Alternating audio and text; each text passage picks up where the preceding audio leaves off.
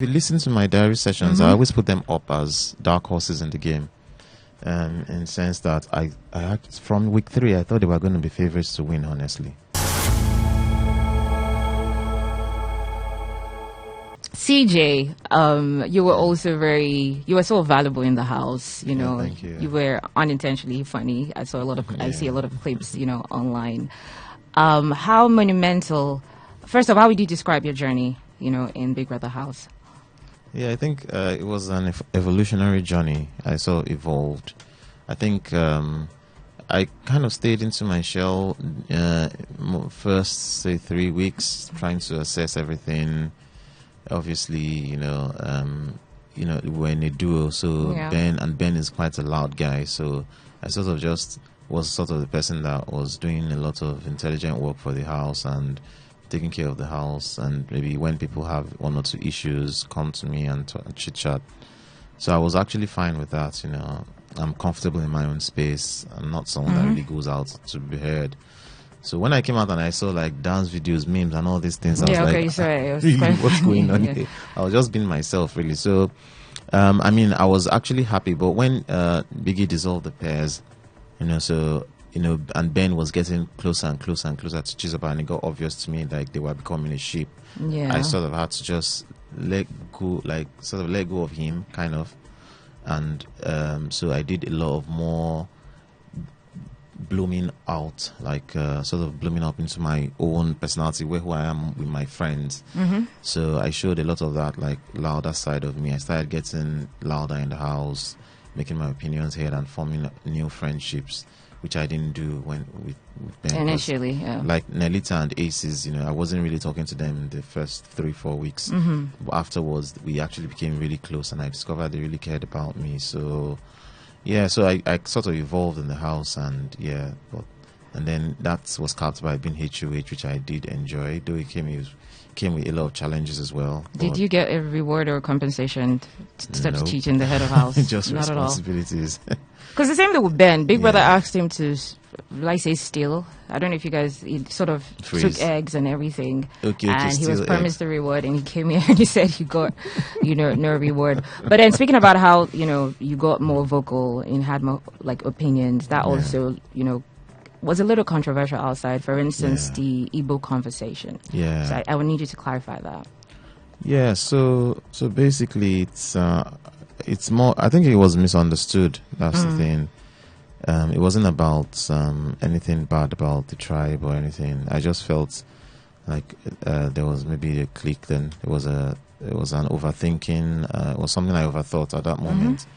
But when I had a chat with, you know, the Mbadiwe twins, they felt I overthought it. So I mean, we just moved. Everybody sort of just moved on from it, and from what I perceive from the fans and everybody, I think everybody has moved on from it. I'm not seen as that kind of person, so it's all love from here. I don't think there's really much to explain in that regard. Yeah, so it was just something I overthought at the moment, and I was vocalizing that thought process to my duo Ben then. So.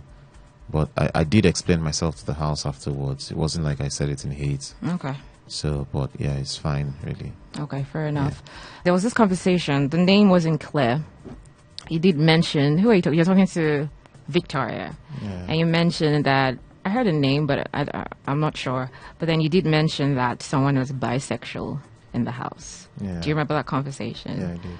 So who is the person? So... Just say what you want to say. Go ahead. I wouldn't want to address that. Yeah. Okay. Yeah. But then, what did you mean with that conversation? Like, just so it was. I think it was really just joke. We're just joking around, and maybe someone was drunk or something. You don't have to call the person's name, but were you joking? No. So I mean, when I was talking with the person, with the Victoria. person was joking. No. The other okay, party. the other party. So probably were drunk and all that. So, but I wouldn't want to talk more about that. I don't think you were joking.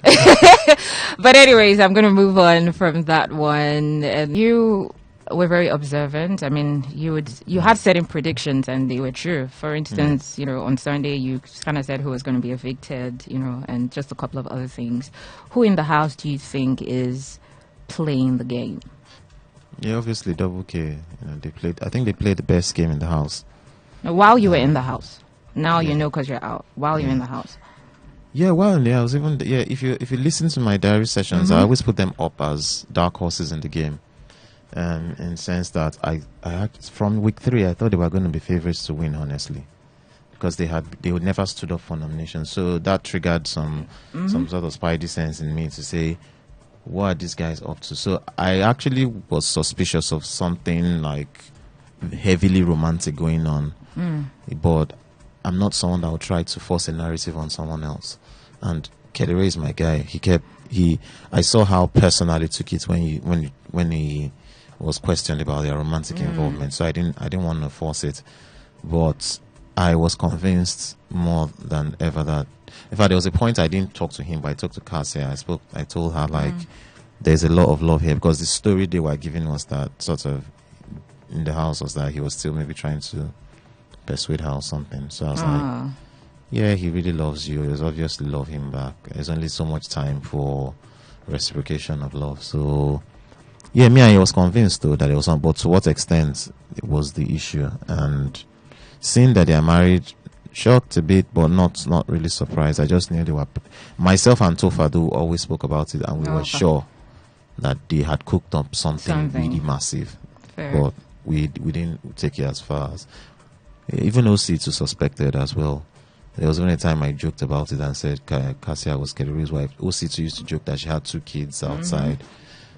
Yeah, so yeah, I'm a bit sure. I'm impressed by the game, but not overly shocked. Really. That happened. But now that you're out of the house, what are your plans going forward, all of you? Yeah, so I plan to pursue acting. It's something that I discovered in voiceover artistry. So it's something I discovered that I did get a lot of good comments from outside. So it's just something I'll try to chase up and see how far I can go with that. Yeah, and obviously I did a lot of artwork in the house as well. Yeah, so that's also something I'm going to pursue. Tjay. Yeah, so for me, it's just to say thank you to the Tjay Army. Thank you to everybody that voted, supported, cheered me on, especially when the twins were birthed. My lady got so much love. Twins got gifts. It was amazing seeing how they were received, and that was mind blowing for me. So, yeah, thank you. I've not really seen much hate.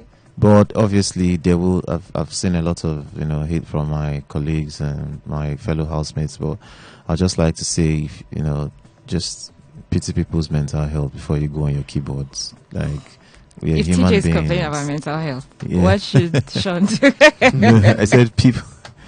Just try to be positive. Try to be considerate with your comments. And I understand it's a game show.